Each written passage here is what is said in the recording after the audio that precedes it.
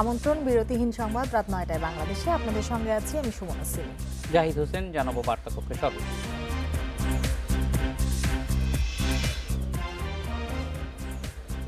ইসির অনিয়ম নিয়ে ৪২ নাগরিকের অভিযোগ উড়িয়ে দিলেন সিইসি। অসত্য ভিত্তিহীন দাবি।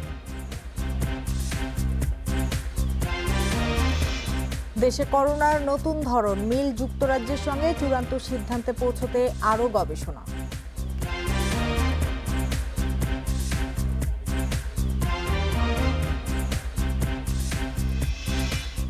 কুমিল্লায় এমপি বাহারের ছত্রছায়ায় পাহাড় কাটাচ্ছে ২ প্রতিষ্ঠান, পরিবেশ কর্মকর্তাকে হুমকি।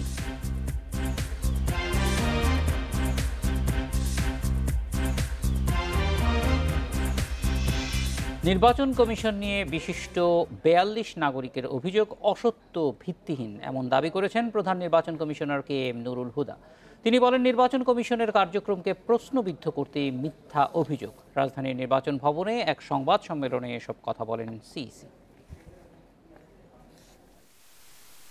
আর্থিক অনিয়ম, দুর্নীতি ও নির্বাচন সংশ্লিষ্ট গুরুতর অসদাচরণের অভিযোগ তুলে নির্বাচন কমিশনের বিরুদ্ধে রাষ্ট্রপতির কাছে ১৪ ডিসেম্বর চিঠি দেন ৪২ বিশিষ্ট নাগরিক। নির্বাচন কমিশনারদের বিশেষ বক্তা হিসেবে ২ কোটি টাকার বেশি গ্রহণ, কর্মচারী নিয়োগের নামে ৪ কোটি ৮ লাখ টাকার দুর্নীতি, নিয়ম বহির্ভূতভাবে ৩টি করে গাড়ি ব্যবহার, ইভিএম কেনা অনিয়ম সহ বেশ কিছু অভিযোগ তুলে ধরেন বিশিষ্টজনেরা। অভিযোগের জবাব দিতে সংবাদ সম্মেলন করেন প্রধান নির্বাচন কমিশনার KM নুরুল হুদা। নৈবর্তিক ও লিখিত পরীক্ষা গ্রহণের কার্যাদেশ দেওয়া হয়। ৪০ দিন ব্যাপী মৌখিক পরীক্ষা গ্রহণ শেষে যথা নিয়মে ফলাফল প্রকাশ করা হয়। কোনো মহল থেকে কোনো অভিযোগ পাওয়া যায়নি। ওয়েবসাইট সহ ৫টি জাতীয় দৈনিক পত্রিকায় চূড়ান্ত ফলাফল প্রকাশ করা হয়। নির্বাচন কমিশন নিয়ে বিশিষ্ট ৪২ নাগরিকের আর্থিক অনিয়মের অভিযোগের বিষয়টি মনগড়া বলে দাবি সিএসির। কোনো প্রমাণ ছাড়াই ৪ কোটি ৮ লক্ষ টাকা দুর্নীতি করা হয়েছে মর্মে যে অভিযোগ করা হয়েছে তা উদ্দেশ্য প্রণোদিত ও ভিত্তিহীন। নিয়োগ প্রক্রিয়াটি ছিল নিরপেক্ষ, স্বচ্ছ ও দুর্নীতিমুক্ত। নির্বাচন কমিশন গাড়ি বিলাস করেনি, বরং ৩ বছর ৬ মাস প্রাধিকারভুক্ত গাড়ি পায়নি। তারা প্রকল্প থেকে সচিবালয় কাজের জন্য দেয়া গাড়ি শেয়ার করে ব্যবহার করেছেন মাত্র। ইভিএমে ভোট নিরপেক্ষ ও সুষ্ঠু হয়েছে, তাই ইভিএম কেনার বাজেট নিয়ে অভিযোগকারীদের বক্তব্য গ্রহণযোগ্য নয় বলে মনে করেন CAC. Nahid Kamal, Independent news, Dhaka. যুক্তরাজ্যে পাওয়া নতুন করোনা ভাইরাসের সাথে বাংলাদেশের ভাইরাসের কিছুটা মিল রয়েছে, তবে চূড়ান্ত সিদ্ধান্তে পৌঁছতে আরও গবেষণা চলছে বলে জানিয়েছেন বাংলাদেশ বিজ্ঞান ও শিল্প গবেষণা পরিষদের প্রধান বৈজ্ঞানিক কর্মকর্তা ডক্টর সেলিম খান। তবে মোবাইল ফোনে দেয়া তার এ বক্তব্য প্রতিষ্ঠানের নয় বলে জানিয়েছে BCSIR। পুরো গবেষণা শেষ হলে বিস্তারিত জানানোর কথা জানিয়েছে সংস্থাটি।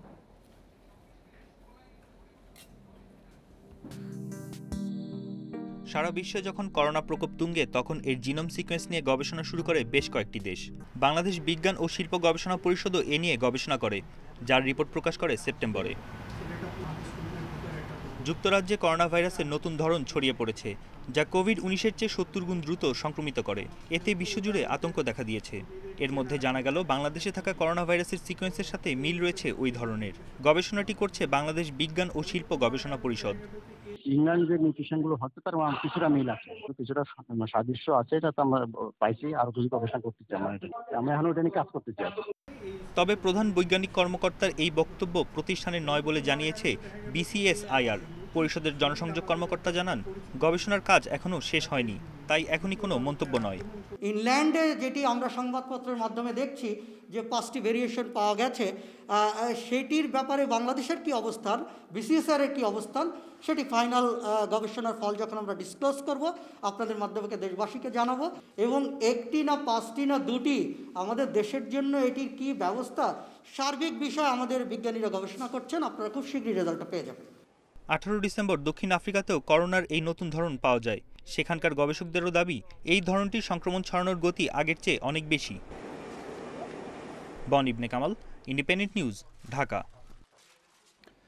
যুক্তরাজ্যে ডেনমার্ক, বেলজিয়াম, নেদারল্যান্ডস, ইতালি এবং অস্ট্রেলিয়ার পর এবার দক্ষিণ আফ্রিকাতেও ধরা পড়েছে করোনার আরেকটি নতুন রূপ, যা ব্রিটেনে সন্ধান পাওয়া ভাইরাসের নতুন ধরনের চেয়েও কয়েক গুণ বেশি সংক্রামক বলে জানান গবেষকরা।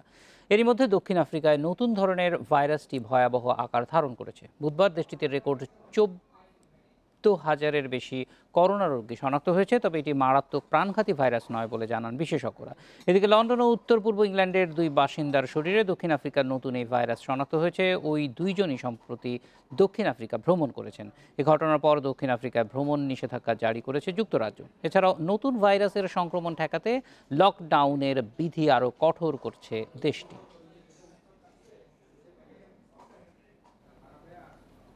যুক্তরাষ্ট্রের দ্বিতীয় ধাপের ভয়াবহ সংক্রমণের জন্য যুক্তরাজ্যের নতুন ধরনের করোনা ভাইরাসকে দায়ী করছেন বিশেষজ্ঞরা।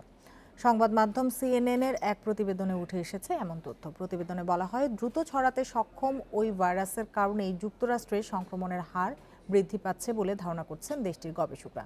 এদিকে গত 10 দিনে 10 লাখের বেশি মানুষ যুক্তরাষ্ট্রে করোনা টিকার প্রথম ডোজ নিয়েছে বলে জানিয়েছে মার্কিন রোগ নিয়ন্ত্রণ ও প্রতিরোধ কেন্দ্র সিডিসি। তবে এই সময়ে টিকা গ্রহণের যে লক্ষ্যমাত্রা সরকার নির্ধারণ করেছিল তা পূরণ হয়নি বলে জানান সিডিসির পরিচালক রবার্ট রেডফিল্ড। নতুন ভাইরাস প্রতিরোধে করোনা টিকার কার্যকারিতা নিয়ে উদ্বিগ্ন দেশটির জনগণ, ফলে টিকা নেয়ার আগ্রহ হারাচ্ছে তারা।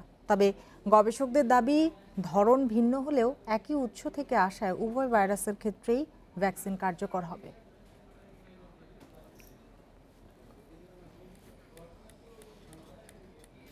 দেশে করোনায় আরও 19 জনের মৃত্যু হয়েছে। এর মধ্যে পুরুষ 15 এবং নারী 4 জন। এ নিয়ে মোট প্রাণহানি হল 7,378 জনের। 163টি ল্যাবে 24 ঘন্টায় 13,227 নমুনা পরীক্ষায় করোনা শনাক্ত হয়েছে 1,234 জনের। পরীক্ষা বিবেচনায় শনাক্তের হার 9.33%। বৃহস্পতিবার স্বাস্থ্য অধিদপ্তরের বিজ্ঞপ্তিতে জানানো হয়, দেশে এ পর্যন্ত মোট করোনা রোগী শনাক্ত হয়েছে 5,06,102 জন। সুস্থ হয়েছেন আরও 2,345 জন। এ নিয়ে মোট সুস্থ হলেন 4,46,690 জন। করোনার নতুন ধরনের খবর পাওয়ার পর থেকে লন্ডন সহ বিভিন্ন দেশের ফ্লাইটের বিষয়ে সরকার সজাগ রয়েছে। লন্ডন ঢাকা লন্ডন ফ্লাইটের বিষয়টি গুরুত্বের সাথে মনিটরিং করা হচ্ছে বলে জানিয়েছেন আওয়ামী লীগের সাধারণ সম্পাদক ওবায়দুল কাদের। সকালে রাজধানীর নিজ বাসভবন থেকে ব্রিফিংয়ে এ মন্তব্য করেন তিনি। বিএনপি করোনাকালে জনগণের জন্য কি করেছে তা জানতে চেয়ে ওবায়দুল কাদের বলেন, সরকার শুরু থেকেই সংক্রমণ রোধ ও জীবন জীবিকার নিরাপত্তা নিশ্চিতে জোর দিয়ে কাজ করে যাচ্ছে। এ কারণে শেখ হাসিনার মানবিক ও সাহসী নেতৃত্ব সারা বিশ্বে প্রশংসিত হচ্ছে। আওয়ামী লীগের সাধারণ সম্পাদক বলেন, বিএনপি জনবিচ্ছিন্ন হয়ে রাজনৈতিক আইসোলেশনে আছে বলেই সরকারের কোনো উন্নয়ন দেখতে পায় না। দলটির মহাসচিব চিরাচরিত শব্দ চয়নে সরকারের বিরুদ্ধে বিষোদ্গার করছেন। একে সমালোচনা না বলে প্রতিহিংসা ও মিথ্যাচার বলা যায়। জনগণের ক্ষতি করার পাশাপাশি দেশের ইমেজ নষ্ট করা ও মিথ্যাচারই এখন বিএনপির একমাত্র কৌশল বলে মন্তব্য করেন সড়ক পরিবহন ও সেতুমন্ত্রী ওবায়দুল কাদের। আরো প্রাণঘাতী রূপ নিয়ে ছড়িয়ে পড়ছে। মাস্ক পরিধান নিশ্চিত করাই টিকা। করোনা আবার নতুন করে আরো প্রাণঘাতী রূপ নিয়ে ছড়িয়ে পড়ছে। লন্ডন সহ বিভিন্ন দেশে ফ্লাইটের বিষয়ে সরকার সজাগ রয়েছে। লন্ডন ঢাকা লন্ডন ফ্লাইটের বিষয় পরিস্থিতি ক্লোজলি মনিটর করা হচ্ছে। শেখ হাসিনার সরকার এ বিষয়েও অতীতের ধারাবাহিকতায় সঠিক সময়ে সঠিক সিদ্ধান্ত নেবে। যুক্তরাজ্যে নতুন ধরনের করোনা ভাইরাস শনাক্তের মধ্যেই লন্ডন থেকে 202 যাত্রী নিয়ে সিলেট ওসমানী আন্তর্জাতিক বিমানবন্দরে পৌঁছেছে বাংলাদেশ বিমানের একটি ফ্লাইট, যাদের মধ্যে সিলেটের 165 যাত্রীকেই হোম কোয়ারেন্টিনে থাকার নির্দেশ দিয়েছে বিমান কর্তৃপক্ষ। যদিও এই 165 জন যাত্রী করোনা নেগেটিভ সনদ নিয়ে এসেছেন বলে জানিয়েছেন বিমানবন্দরের ব্যবস্থাপক।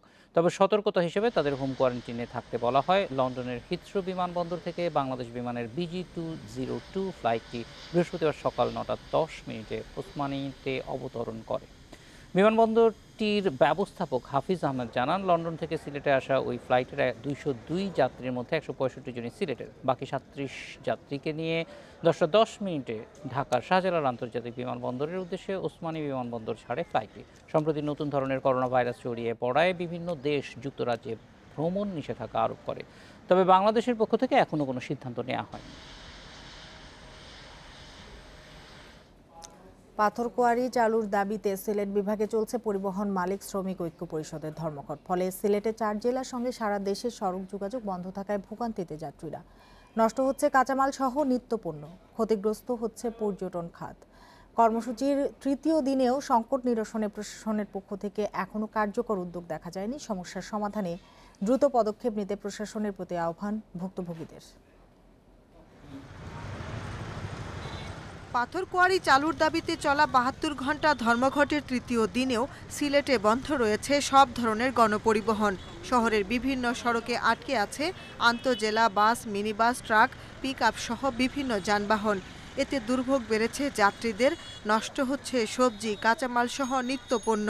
ফলে ব্যাপক আর্থিক ক্ষতির মুখে ব্যবসায়ীরা। এই মালটা রাতে ৩টার সময় হয়েছে, এখানে যদি থাকে মালটা নষ্ট হয়ে যাবে। এগুলা ইচ্ছাকৃতভাবে কর্মবিরতি পালন করতেছে, আর আমাদের আশা করা যায় আজকে এটা সুয়ারা আসবে। ধর্মঘটের নেতিবাচক প্রভাব পড়েছে পর্যটন খাতেও। ফাঁকা পড়ে আছে হোটেল, মোটেল। যেগুলা ওই যে সবজি বা নিত্য প্রয়োজনীয় জিনিস, এগুলো অন্ততপক্ষে আমার মনে হয় পরিবহন ধর্মঘটের আওতামুক্ত রাখা উচিত ছিল। শ্রমিকদের যৌক্তিক দাবি মেনে নেওয়া হবে। প্রশাসন একথা বললেও সমস্যার সমাধানে তাদের ভূমিকা নিয়ে প্রশ্ন তুলেছেন ভুক্তভোগীরা। শ্রমিক নেতারা জানান, আপাতত কর্মসূচির সময় বাড়ানো না হলেও দাবি আদায়ে সাংগঠনিক বৈঠকে পরবর্তী কর্মসূচি ঘোষণা করা হবে। আন্দোলনটা চলমান থাকবে না, এটা যেহেতু আগামী শুক্র শনি 2 দিন বন্ধ থাকবে, পরবর্তীতে আন্দোলনের কর্মসূচি আসতে পারে। সন্ধ্যার পর থেকে রাতের গাড়িগুলো যাবে আর। হবিগঞ্জ ও সুনামগঞ্জেও বন্ধ রয়েছে দূরপাল্লা সহ আন্তঃজেলা বাস, মিনিবাস ও ট্রাক চলাচল। চরম দুর্ভোগে পড়েছেন যাত্রীরা। দাম বেড়েছে নিত্য প্রয়োজনীয় সব পণ্যের। ঢাকা যেতে চাইছিলাম, তো এখন সুনামগঞ্জ আসলাম, বাস তো চলে না, এতে এক সমস্যা। তবে মৌলভীবাজারে দূরপাল্লার বাস চলাচল বন্ধ থাকলেও নগরীতে চলছে সিএনজি, অটোরিকশা, লেগুনা সহ বিভিন্ন হালকা যানবাহন। পরিবেশ বিপর্যয় রোধে উচ্চ আদালতের নির্দেশে 4 বছর ধরে বন্ধ আছে সিলেটের সব পাথরকুয়ারি। কোয়ারিগুলো পুনরায় চালুর দাবিতে মঙ্গলবার সকাল থেকে কর্মবিরতি শুরু করে সিলেট বিভাগের পরিবহন মালিক শ্রমিকরা। Shahnaz Parvin, Independent News desk. এবার তিস্তা নদী ব্যবস্থাপনা ও পুনরুদ্ধারে আসছে চীনা প্রকল্প। এরই মধ্যে শেষ হয়েছে ঢাকা বেইজিংয়ের যৌথ সমীক্ষা। চূড়ান্ত সিদ্ধান্ত নেওয়া এখন সময়ের ব্যাপার বলে জানিয়েছেন পানি সম্পদ প্রতিমন্ত্রী জাহিদ ফারুক। তিনি আরও বলেছেন, কোনো নির্দিষ্ট দেশের প্রতি পক্ষপাতিত্ব নয়, তুলনামূলক ভালো প্রস্তাব নিয়ে আসা যে কোনো প্রতিষ্ঠান পেতে পারে এর কাজ। নতুন প্রকল্পের কারণে ভারতের সঙ্গে করা তিস্তা চুক্তিতেও ছাড় দেওয়ার সুযোগ নেই বলছেন বিশ্লেষকরা। তিস্তার পানি ভাগাভাগি প্রশ্নে এখনো ভারতের দিকেই তাকিয়ে বাংলাদেশ। এদিকে শুকনো মৌসুমে পানি ঘাটতি আর বর্ষায় অতি বন্যায় বিপর্যস্ত এই নদীর অববাহিকার জনপদ। এতে নষ্ট হচ্ছে সম্পদ আর বাড়ছে প্রাণহানি। যদি নদী খনন না করে তাহলে এইভাবে আমাদের খালি ক্ষতিগ্রস্ত। আমার এইটা লোকগুলো খুব নিঃস্ব হয়ে গেছে, আরো নিঃস্ব হবে। এই অবস্থায় বিকল্প খুঁজছে সরকার। 2019 সালে চীন সফরে তিস্তা রক্ষায় প্রকল্পের প্রস্তাব দিয়েছিলেন প্রধানমন্ত্রী শেখ হাসিনা, আর তাতে সাড়া দিয়ে এখানে নিজ খরচে জরিপ চালিয়েছে দেশটি। Teesta river comprehensive management and restaurants নামের প্রকল্পটির ব্যয় ধরা হয়েছে 8,000 কোটি টাকা। এর পুরোটাই ঋণ সহায়তা দিবে বেইজিং। সমীক্ষা রিপোর্ট আমাদের আছে, সেটার উপরেই তো আমাদের তিস্তার যে প্রকল্পটা যেটা আমরা করার কথা সেটা আমাদের হওয়ার কথা। এটা ইআরডিতে আছে, আলোচনার ভিতরে আছে। আমাদের সমীক্ষার সঙ্গে চীনের এরা ছিল, আমাদের চীনের কয়েকটা জায়গায় আমাদের তারা যেখানে তারা করতে চাচ্ছে আমরা প্রকল্প তাদের আমরা করাচ্ছি। প্রকল্পে তিস্তার তীর ব্যবস্থাপনায় নানা অবকাঠামোর পাশাপাশি বন্যা নিয়ন্ত্রণ ও গ্রীষ্মে পানি সংকট দূর করার ব্যবস্থা রাখা হচ্ছে। এছাড়া পার বাঁধানো ও সংস্কার, নদীর বিস্তৃতি সুনির্দিষ্ট পরিমাণে আনা ও ভূমি পুনরুদ্ধারে গুরুত্ব পাবে। এতে আপত্তি জানিয়ে ভারতের কিছু সংবাদ মাধ্যমে প্রতিবেদন হলেও আনুষ্ঠানিকভাবে কিছু বলেনি মোদী সরকার। এই ধরনের কথা আমরা চাই না। এটা তো আপনারা মিডিয়ারা আপনারা হয়তো চিন্তা করতে পারেন, এটা নিয়ে উদ্বিগ্ন হওয়ার কিছু নাই, কারণ আমরা ওপেন অফার দিয়েছি। যে আগে এসেছে তার সঙ্গে আলোচনা করা হয়েছে। তিস্তার পারের নতুন প্রকল্প প্রসঙ্গে বিশেষজ্ঞরা বলছেন, চীন যে সমীক্ষা চালিয়েছে তার ওপর আরেক দফা দেশি বিদেশের গবেষকদের মতামত নেওয়া উচিত। তবে এই প্রকল্পের কারণে ভারতকে ছাড় দেওয়ার কোনো সুযোগ নেই। যে এটা যেন তিস্তা চুক্তির সাথে কোনো রকম অল্টারনেটিভ না হয়, কারণ তিস্তার যে চুক্তি আমাদের আছে, যেটা হওয়ার কথা ছিল 2011 সালে, সেটা আমাদের পানির ন্যায্যতার ভিত্তিতেই এই পানির বন্টন হতে হবে। ওয়াটার উইথড্র করলে সেটা নদীর হেলথের জন্য ক্ষতি হয় এবং নদীর যে ইকোসিস্টেম আছে সেটার জন্য ক্ষতি হয়। ভারত থেকে বাংলাদেশে যে 54টি নদী প্রবেশ করেছে তার একটি তিস্তা। ভারতের সোলামন লেক থেকে উৎপন্ন সিকিম ও পশ্চিমবঙ্গের উপর দিয়ে প্রবাহিত হয়ে বাংলাদেশের রংপুরে এসে পড়েছে। এটি ব্রহ্মপুত্রে মিশেছে চিলমারির কাছে। নাফিজুদ্দৌলা, ইন্ডিপেন্ডেন্ট নিউজ, ঢাকা। আগামী বছরই রোহিঙ্গা প্রত্যাবাসন শুরু হবে বলে আশা করছে জাপান। কথা জানিয়ে দেশটির রাষ্ট্রদূত ইতো নাওকি বলেছেন, এ লক্ষ্যে মিয়ানমারের শীর্ষ নেতাদের সঙ্গে আলোচনা চালিয়ে যাচ্ছে তার দেশ। জাতীয় প্রেস ক্লাবে ডিক্যাপ টকে অংশ নিয়ে জাপানের রাষ্ট্রদূত আরও বলেন, রোহিঙ্গা সংকটে শুরু থেকে এ সমস্যার সমাধান চেয়ে আসছে জাপান। এছাড়া নিয়োগের পরিবেশ তৈরিতে বাংলাদেশের ইতিবাচক উদ্যোগের কথা তুলে ধরেন তিনি। বলেন, ভালো পরিবেশ আছে বলেই বিশ্বের শক্তিশালী দেশগুলো এখানে বিনিয়োগে আগ্রহী। করোনার মধ্যেও বাংলাদেশের অর্থনীতি ভালো করছে বলেও মন্তব্য তার।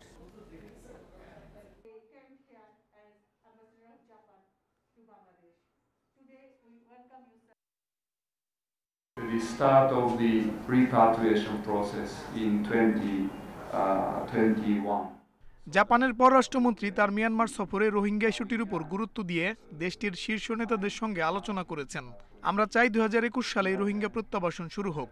এ নিয়ে জাপান মিয়ানমারের সামরিক কর্তৃপক্ষ ও সরকারের সঙ্গে আলোচনা চালিয়ে যাচ্ছে। একই সাথে রোহিঙ্গাদের সংকট সমাধান এবং রাখাইনে স্থিতিশীল পরিবেশ তৈরিতে কাজ করছে জাপান।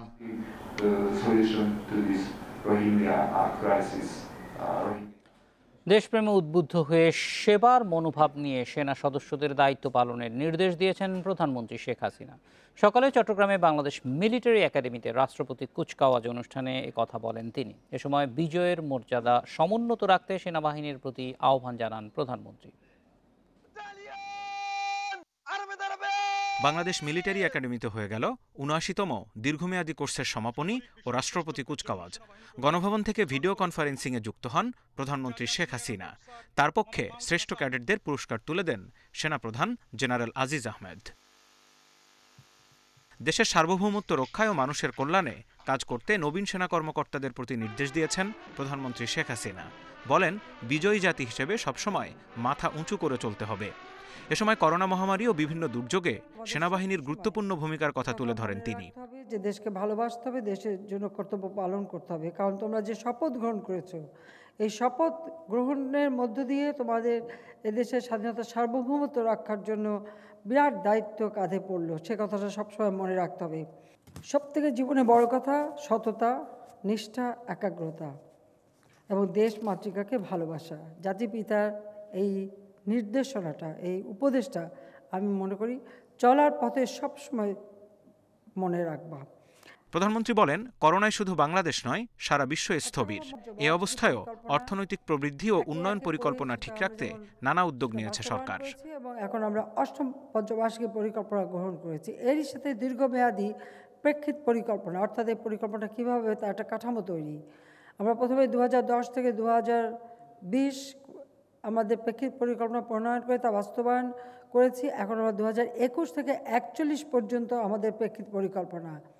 এই 41 সালে হবে বাংলাদেশ বিশ্বে উন্নত সমৃদ্ধ দেশ। আর সেই সময় সেই দেশ পরিচালনায় তখন আরও উঁচু মানের অফিসার হিসেবে তোমরাই কিন্তু দায়িত্ব পালন করবে। বিএমএর এই দীর্ঘমেয়াদী করছে এবার 3 জন ফিলিস্তিনি ও 1 জন শ্রীলঙ্কান সহ মোট 120 জন সেনা কর্মকর্তা কমিশন পেয়েছেন। Zahidul Bashar, independent news, Dhaka. কেবল গ্রাহক সংখ্যা না বাড়িয়ে বিদ্যুতের সঞ্চালন ও বিতরণ ব্যবস্থা উন্নয়নেও অগ্রাধিকার দেওয়ার পরামর্শ দিয়েছেন বিশ্লেষকেরা। এছাড়া বিদ্যুৎ খাতে অনিয়ম দুর্নীতি রোধে মন্ত্রণালয়ের উচ্চ পদস্থ কর্মকর্তাদের বিভিন্ন প্রতিষ্ঠানের চেয়ারম্যান কিংবা পরিচালক হিসেবে পদায়ন বন্ধের তাগিদ দেন তারা। ৮ম পঞ্চবার্ষিক পরিকল্পনায় বিদ্যুৎ খাতের অগ্রাধিকার নিয়ে বৃহস্পতিবার গবেষণা সংস্থা সিপিডি আয়োজিত ভার্চুয়াল আলোচনায় বিশেষজ্ঞরা এসব কথা বলেন। দেশে বিদ্যুতের উৎপাদন ক্ষমতা প্রায় 23,000 মেগাওয়াট, কিন্তু এখন পর্যন্ত সর্বোচ্চ ব্যবহার মাত্র 14,000 মেগাওয়াট। গ্রাহক সংখ্যা বাড়লেও বাড়ছে না বিদ্যুতের ব্যবহার। এর কারণ বেশিরভাগ গ্রাহক আবাসিক শ্রেণীর, আর নিরবচ্ছিন্ন বিদ্যুৎ না পাওয়ায় গ্রিডের বিদ্যুৎ ব্যবহারে অনীহা বড় শিল্প প্রতিষ্ঠানের। আমাদের গ্রোথটা খুব ভালো ইলেকট্রিসিটি, এবং আপনি যদি এটাকে সেক্টর ওয়াইজ আপনি এটাকে ডিসএগ্রিগেট করেন between the industry and residential, you will see that the growth is all achieved due to the residential sector. বিদ্যুৎ উৎপাদনে অলস কেন্দ্র বসিয়ে ক্যাপাসিটি চার্জের নামে খরচ বাড়ানোর মতো সঞ্চালন ও বিতরণ ব্যবস্থার উন্নয়নেও নানা অনিয়মের অভিযোগ বিশেষজ্ঞদের। এক্ষেত্রে তাদের অভিযোগের তীর বিভিন্ন প্রতিষ্ঠানের নীতি নির্ধারণের দায়িত্বে থাকা সরকারি কর্মকর্তাদের দিকে। মুখ্য সচিবকে হতে হয়েছে, পায়রা বিদ্যুৎ কেন্দ্র যে চায়না বাংলাদেশ ফ্রেন্ডশিপ কোম্পানি, যেটা তার চেয়ারম্যান অ্যাজ ওয়েল অ্যাজ পিজিসিবির চেয়ারম্যান, এই কোম্পানি জেনারেশন কোম্পানি, তাকে পিজিসিপির কাজ দিয়ে তাকে প্যারালালি আপনার ট্রান্সমিশন কোম্পানি হিসেবে বিল্ড আপ করা হচ্ছে। তার কোনো যোগ্যতা নেই। তবে সংকট সমাধানে সরকারের চেষ্টা অব্যাহত রয়েছে বলে দাবি বিদ্যুৎ খাতের সরকারি থিঙ্ক ট্যাঙ্ক পাওয়ার সেলের। আমরা আসলে এখনো সেই কনফিডেন্সটা আমরা ইন্ডাস্ট্রিকে দিতে পারি না যে কোয়ালিটি ইলেকট্রিসিটির ক্ষেত্রে। তো সেটা একটা কারণের জন্য রিজার্ভ মার্জিন, কিন্তু আমরা কিন্তু এগুলো নিয়ে কাজ করছি। আমরা এই কোয়ালিটির ইস্যুতে কাজ করছি, ইন্টারাপশনের ইস্যুতে কাজ করছি। বিদ্যুৎ খাতের আগামী দিনের পরিকল্পনায় পরিবেশ বান্ধব প্রাথমিক জ্বালানির ব্যবহার, কম দামে বিদ্যুৎ সরবরাহ ও উন্নত গ্রাহক সেবা নিশ্চিত করা সহ নানা সুপারিশ তুলে ধরে CPD. Shariful Islam, independent news, Dhaka. প্রাকৃতিক দুর্যোগ মোকাবেলায় সরকার গৃহীত বিভিন্ন প্রকল্পের 200 কোটি টাকার দুর্নীতি ও অনিয়ম দেখছে ট্রান্সপারেন্সি ইন্টারন্যাশনাল বাংলাদেশ টিআইবি। এছাড়া ঘূর্ণিঝড় আমপান সহ বিভিন্ন প্রাকৃতিক দুর্যোগ মোকাবেলায় দুর্যোগ সাড়াদান কার্যক্রমে বিভিন্ন আন্তর্জাতিক অঙ্গীকার, জাতীয় আইন, নীতি আদেশ কার্যকরে ঘাটতি ছিল বলে মনে করছে সংস্থাটি। দুপুরে ঘূর্ণিঝড় আমপান সহ দুর্যোগ মোকাবেলায় সাম্প্রতিক অভিজ্ঞতা শীর্ষক টিআইবি গবেষণা প্রতিবেদনে এ তথ্য উঠে আসে। ভার্চুয়াল সংবাদ সম্মেলনে টিআইবি নির্বাহী পরিচালক ইফতেখারুজ্জামান জানান, 4টি প্রকল্পে 1102 কোটি টাকার কাজের মধ্যে অনিয়ম ও দুর্নীতি দেখতে পেয়েছে 200 কোটি টাকার মতো। দুর্নীতির কারণে 4টি প্রকল্পে ক্ষতির পরিমাণ 191 কোটি টাকা। এই 4 প্রকল্প হলো পানি ব্যবস্থাপনা প্রকল্প, বরগুনা ও পটুয়াখালীতে পোল্ডার নির্মাণ প্রকল্প, মনু নদী সেচ ও পাম্প হাউস পুনর্বাসন, খুলনার কয়রায় বাঁধ সংস্কার প্রকল্প। নির্বাহী পরিচালক বলেন, আমাদের জাতীয় আয়ের 2.2% মতো ক্ষতি হয় প্রাকৃতিক দুর্যোগের কারণে। দুর্যোগ ব্যবস্থাপনার সতর্কতা অর্জন করতে পারলে জাতীয় আয়ের বিশাল ক্ষতি কমিয়ে আনা সম্ভব।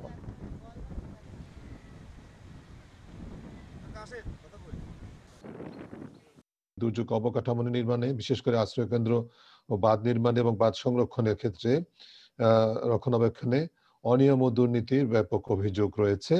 দুর্নীতির কারণে জনদুর্ভোগ এবং আর্থিক ক্ষতি হলেও জড়িতদের জবাবদিহিতার কোনো সঠিক খুব একটা কার্যকর দৃষ্টান্ত দেখা যায় না। আমার ভালোটা দেখেছেন, খারাপটা দেখেননি, আপনার অফিসে তালা মেরে দেব। কুমিল্লার পরিবেশ অধিদপ্তরের উপপরিচালককে মোবাইলে এভাবেই হুমকি দিয়েছেন সংসদ সদস্য বাহার উদ্দিন বাহার। শুধু তাই না, 15 দিনের মধ্যে ওই কর্মকর্তাকে কুমিল্লা ছাড়ার জন্য শাসিয়েছেন বলেও অভিযোগ উঠেছে। ওই কর্মকর্তার অপরাধ, সংসদ সদস্যের পছন্দের 2 ঠিকাদারি প্রতিষ্ঠানের বিরুদ্ধে পাহাড় কাটার প্রতিবেদন দেয়া। কুমিল্লার সদর দক্ষিণ উপজেলার বড় ধর্মপুর স্কুলপাড়া এলাকা, একটি সড়ক প্রশস্তকরণে কাজ করছে কুমিল্লা সদর আসনের সংসদ সদস্য বাহাউদ্দিন বাহার। কাজ করছে তারই পছন্দের 2 ঠিকাদারি প্রতিষ্ঠান, হাসান টেকনো বিল্ডার্স লিমিটেড ও মেসার্স হক এন্টারপ্রাইজ। সড়কের আনুমানিক 7 কিলোমিটার অংশে কোথাও 3 থেকে 7 ফুট, কোথাও 10 থেকে 14 ফুট গভীরতায় 5 থেকে 50 ফুট উঁচু পাহাড় কাটা হয়েছে। এতে 1,14,330 ঘনফুট পাহাড় কাটা হয়েছে বলে প্রতিবেদন দেয় পরিবেশ অধিদপ্তর। অথচ এসবের কোনো তোয়াক্কাই করেননি এমপি বাহার। নেওয়া হয়নি পরিবেশ অধিদপ্তরের অনুমতি। যে কোনো পাহাড় কাটা, খাল ভরাট, নদী ভরাট, এগুলো আমার কাছে রিপোর্ট পাঠায়, আমি এনফোর্সমেন্ট মামলা করি। এনফোর্সমেন্ট মামলার পরিপ্রেক্ষিতে আমরা সংশ্লিষ্ট ঠিকাদারি প্রতিষ্ঠানকে নোটিশ দিয়েছি এবং রোডসাইড হাইওয়েজকে নোটিশ দিয়েছি। আমরা একটু করেছি, এর বাইরে আমাদের আর কোনো সে নাই। মামলা হয়েছে, আমি শুনানির নোটিশ দিয়েছি, ওনারা শুনানিতে হাজির হবে। এর মধ্যে ওনারা কি করেছেন না করেছেন এগুলা এমপি সাহেবের বিষয়ে। পরিবেশ অধিদপ্তরের নারাজি প্রতিবেদনে ক্ষিপ্ত হয়ে ওঠে সংসদ সদস্য বাহার। অধিদপ্তরের উপপরিচালক শওকত আরা কলির ওপর দেখান তার ক্ষমতার দাপট। ফোনেই দেন সরকারি অফিসে তালা মারা সহ নানান হুমকি ধমকি। এতেই ক্ষান্ত হননি তিনি। পরে ওই কর্মকর্তাকে অফিসে ডেকে 15 দিনের মধ্যে কুমিল্লা ছাড়ার আলটিমেটামও দেন তিনি। আপনি বলেছেন আমরা 1,14,333 জনফুট মাটি কেটে ফেলছি, এটা এই মেজারমেন্টটা আপনি কিভাবে করলেন আমাকে ছাড়া? আমার সিগনেচার নেবেন না?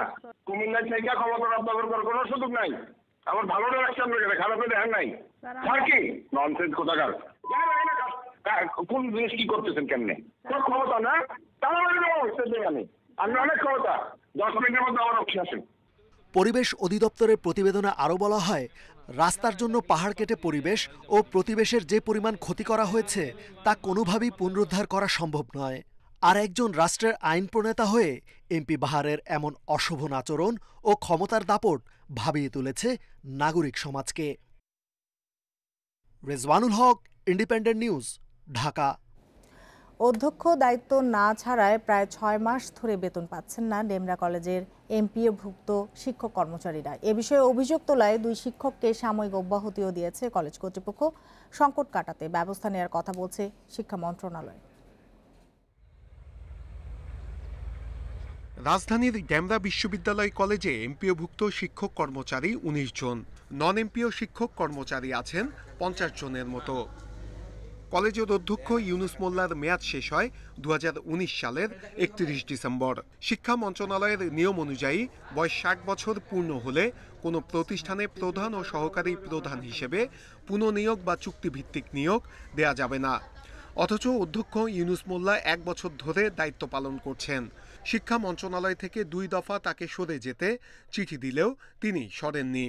পরবর্তীতে মন্ত্রণালয় থেকে তার স্বাক্ষরে কোনো চেক গ্রহণ হবে না বলে নির্দেশ দেয়া হয়। এ জটিলতায় আটকে যায় এমপিওভুক্ত শিক্ষকদের বেতন। করোনাকালীন এই সময়ে আমরা অত্যন্ত মানবতার জীবনযাপন করছি, আমরা এটা সমাধান চাই। শিক্ষকদের একাংশের অভিযোগ, এ নিয়ে কথা বলায় 2 শিক্ষককে সাময়িক অব্যাহতি দেওয়া হয়েছে। যেহেতু আমি ওনার পক্ষে কাজ করিনি, এই কারণে তিনি আমার উপর ক্ষুব্ধ এবং আমাকে বিভিন্ন অজুহাতে সাময়িক সাসপেন্ড করা হয়েছে। উনি বিভিন্নভাবে আমাকে হয়রানি করেছে, শুধু হয়রানি করেনি, আমাকে শোকজ করে সর্বশেষ সাময়িক বরখাস্ত পর্যন্ত উনি করেছে। তবে অধ্যক্ষ জানান, মন্ত্রণালয়ের সিদ্ধান্তে হাইকোর্টের স্থগিতাদেশ নিয়েই দায়িত্ব পালন করছেন তিনি। শিক্ষকদের বেতন শিগগিরই হবে, ফান্ডে টাকা নেই বলে নন এমপিও শিক্ষকদের বেতন দেয়া যাচ্ছে না। আমরা জাতীয় বিশ্ববিদ্যালয় আইন দ্বারা পরিচালিত ওই প্রজ্ঞাপনের 11/6 ধারা মোতাবেক আমরা চ্যালেঞ্জ করার হাইকোর্ট 8 তারিখে ওই চিঠিকে অবৈধ ঘোষণা করছে, বেআইনি ঘোষণা করছে। এদিকে শিক্ষা মন্ত্রণালয় বলছে এ বিষয়ে ব্যবস্থা নেওয়া হচ্ছে। শিক্ষকরা বেতন পাচ্ছেন, এটা নিঃসন্দেহে কাম্য নয়। তা আমি মনে করি যে এক্ষেত্রে যা আমাদের এই প্রতিষ্ঠানের গভর্নিং বডি একটা দ্রুত সিদ্ধান্ত নেওয়া দরকার, যেহেতু মন্ত্রণালয় সর্বোচ্চ সিদ্ধান্ত দেওয়ার ক্ষমতা রাখে। এদিকে জাতীয় বিশ্ববিদ্যালয় থেকে জানানো হয়েছে ইউনুস মোল্লাকে শিক্ষক হিসেবে মেয়াদ বাড়ানো হয়েছে, অধ্যক্ষ হিসেবে নয়। একে তো করোনা, অন্যদিকে অধ্যক্ষ নিয়োগ সংক্রান্ত জটিলতা। এ অবস্থায় আর কত মাস বেতন ভাতা ছাড়া থাকতে হবে এখানকার শিক্ষক কর্মকর্তা কর্মচারীদের, সেটি নিয়ে তৈরি হয়েছে অনিশ্চয়তা। তাই এই সমস্যা সমাধানে দ্রুত কর্তৃপক্ষকে এগিয়ে আসার আহ্বান সংশ্লিষ্টদের। নূরে আলম, ইন্ডিপেন্ডেন্ট নিউজ, ঢাকা। শরিয়া ভিত্তিক বিনিয়োগের মিথ্যা প্রতিশ্রুতি দিয়ে কুড়িগ্রাম ও লালমনিরহাটের প্রায় 3000 গ্রাহকের থেকে 8 কোটি 82 লাখ টাকা হাতিয়ে নেওয়ার অভিযোগ উঠেছে আল হামিম পাবলিক লিমিটেড নামে একটি কোম্পানির বিরুদ্ধে। বিভিন্ন সঞ্চয় প্রকল্পের নামে সাধারণ মানুষের কাছে জমানো টাকা হাতিয়ে মেয়াদ শেষে অফিস গুটিয়ে পালিয়েছে কোম্পানির কর্মকর্তারা। ভুয়া কোম্পানির নামে প্রতারণার অভিযোগ তদন্ত করে দেখার কথা জানিয়েছে পুলিশ সুপার। কুড়িগ্রামের ফুলবাড়ির অবসরপ্রাপ্ত কৃষি কর্মকর্তা দেওয়ান নজরুল ইসলাম অবসরের পেনশন ও গ্র্যাচুইটির 36 লাখ টাকা বিনিয়োগ করেছিলেন আলহামিম প্রাইভেট লিমিটেড নামে একটি কোম্পানিতে, কিন্তু প্রতারণার শিকার হয়ে সারা জীবনের সঞ্চয় হয়ে এখন নিঃস্ব তিনি। 5 মাস তারা আমার সঙ্গে লেনদেন ঠিক রাখছে এবং এরপরে এখন আর বর্তমানে তারা দিচ্ছে না। তাদের সঙ্গে এবং তার কেন্দ্রীয় অফিসে বিভিন্নভাবে যোগাযোগ করেও তাদের কোনো অস্তিত্ব পাওয়া যাচ্ছে না। কুড়িগ্রাম ও লালমনিরহাটের বিভিন্ন উপজেলায় 4টি ক্যাটাগরিতে সদস্য সংগ্রহ করে আলহামিম পাবলিক লিমিটেড। এর মধ্যে এককালীন বিনিয়োগ করেন অবসরপ্রাপ্ত সরকারি ও বেসরকারি বেশ কয়েকজন কর্মচারী। এছাড়া কয়েকশো দিনমজুর ও কৃষক জমানো টাকা তুলে দেন কোম্পানির মাঠকর্মীদের হাতে। টাকা নেয়ার পর মাত্র 15 টাকার স্ট্যাম্পে বিনিয়োগ চুক্তিনামা দেখানো হয় ওইসব মানুষদের। দলিল না করে মিশা না করে দলিল দেখায় আর টাকা নেয়। মাসিক লভ্য অংশ 4000, দেওয়ার কথা, এখন কিছুদিন দেওয়ার পরে আর তারা টাকা দিতেছে না। শরিয়াভিত্তিক ব্যবসায় বিনিয়োগের প্রলোভন দেখে মসজিদের ইমাম ও মাদ্রাসার শিক্ষকদের কর্মী হিসেবে নিয়োগ দেয় কোম্পানির এমডি এনামুল কবির কোহিনুর। তাদের মাধ্যমে মাঠ পর্যায় থেকে কোটি কোটি টাকা নিয়ে গেছেন তিনি।